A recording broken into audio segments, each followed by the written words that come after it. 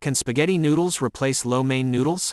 Let's say a family member asked me to try cooking lo mein for dinner, but I don't have time to stop by a big enough grocery store to get Asian noodles. I do, however, have spaghetti in the cupboard. Are spaghetti noodles a reasonable approximation for lo mein noodles? As far as I understand it, they're both wheat-based. What textural or flavor differences would I encounter with this substitution?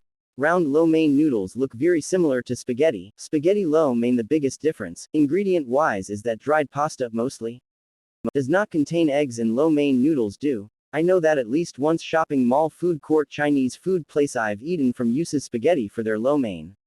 It's kind of obvious, but it's not bad. I feel that lo mein typically has a denser, chewier bite than spaghetti.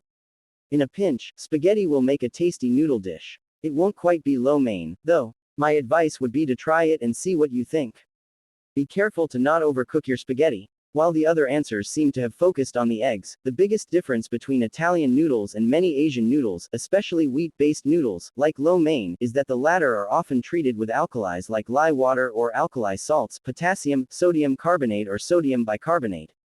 This can enhance any pre-existing yellow pigments in the noodles, e.g., if egg yolks are used, but more importantly it also significantly affects the texture of the cooked noodles. Whereas Italian noodles are optimized for an al dente texture, alkali noodles have a distinctively springy texture.